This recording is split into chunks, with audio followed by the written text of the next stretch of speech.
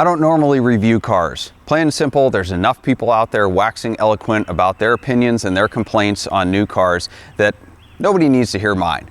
However, there's really not much out there in terms of older cars and how they've aged, especially cool cars or tuned cars. So when I got this 360 Novitec in, I really wanted to share my perspective on it because there's nothing out there. The only thing I could find was an article from 15 years ago when it first came out, and pretty much nothing on the internet since then. So after putting a couple hundred miles on the car, I wanted to actually share my perspective on how it drives and how it's held up over time.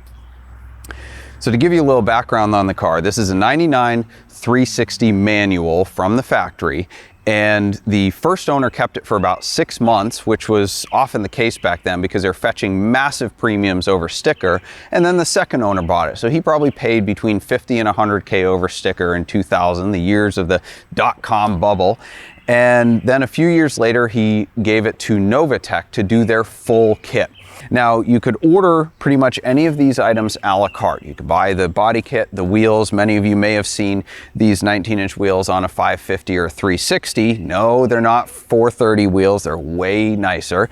But this guy pretty much checked every single box. From the best I can tell, he probably spent about 120 grand on the Novitec upgrades. So to explain what was done on this car, it has the twin supercharger with twin intercoolers with carbon fiber air boxes, has the 19-inch Novitec wheels, Brembo big brake kit, the full aero kit with rear wing, fabric Challenge-style seats with Ferrari logo stitched in them, silver carbon fiber trim, which is super period correct. I mean, it totally dates the car, but it actually is held up incredibly well, better than a lot of Porsche and Ferrari factory carbon fiber, actually. So enough of me talking about the car.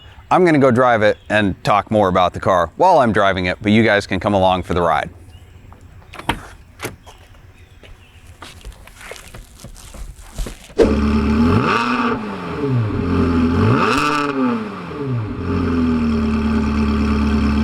Biggest complaints that the original review had about this car was that the F1 transmission did not stand up very well to hard launches with the increased power. Now, that may not come as any surprise because the F1 transmission really didn't stand up very well to anything. It was a early and now antiquated sequential manual single clutch gearbox that wasn't fantastic.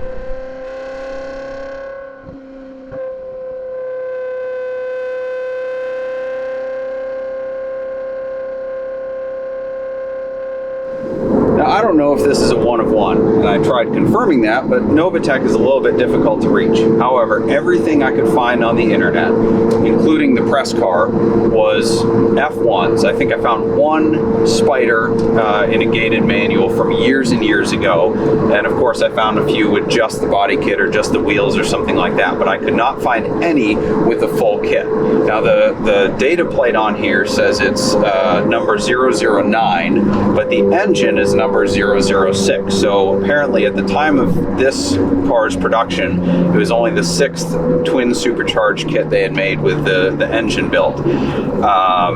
And it may, for all I know, be the only manual coupe that was built. The early cars, including the press car, also had center lock Novitec wheels, and this has the 5-lug wheels, which I actually prefer.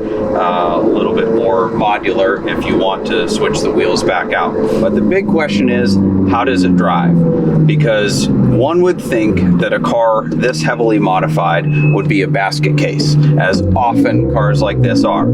You trade the reliability and predictability of a factory car, and while you have improvements in handling and power, you essentially trade that for additional drawbacks.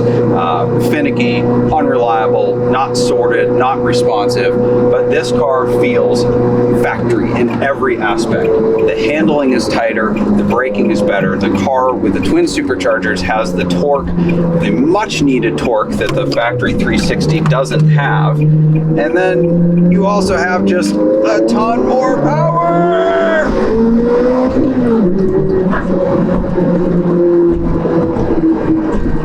they offered 2 engine kits for this. Well, not engine kits, essentially just 2 tuning packages. You could either have a 7 PSI sport kit or a 9 PSI super sport kit, both very conservative. I don't know which one this has actually, because again, Novitec was a little bit difficult to reach. And my butt dyno hasn't been calibrated recently, but the 7 PSI kit had 565 horsepower. So at the very least, you're talking almost 200 horsepower bump. That's almost a 50% bump over the factory 360, which is more than enough. Given how much the guy spent on all the other stuff though, I kind of doubt that he stopped short of getting the cat's meow with the 9 PSI Super Sport engine kit. This car has, I think, 9.5 by 19 fronts and 12 by 19 rears. And they're not just 12s, they are wide 12s because rim widths differ a little bit. And the factory tires, I think, were 355 width in the back. And we couldn't find any matching set. So we ended up going with Michelin Pilot Super Sports with 345 30s in the rear.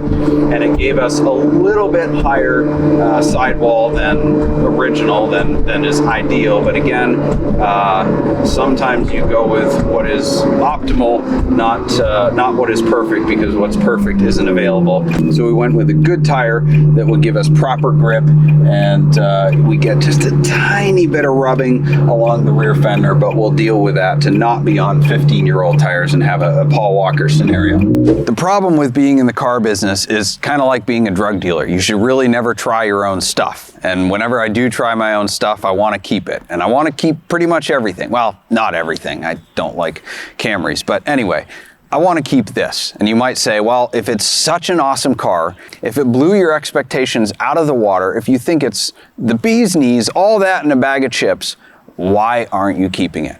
And I actually got my wife's permission. She actually suggested that I keep it, which is really surprising, but I just couldn't shut up about the car. And we were on our back porch drinking, and she said, well, why don't you just keep it? And I said, well, honestly, I might. I don't know. I got to think about it.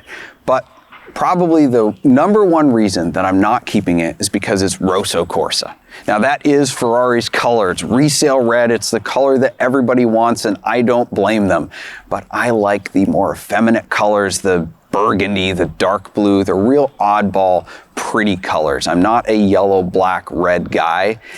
And so probably that is the one reason I'm not keeping it. So if you like red and you want what's probably one of the greatest driving tuner cars that I've ever experienced, definitely, and possibly out there on the planet, to not use hyperbole, but I'm a car salesman, I have to use hyperbole.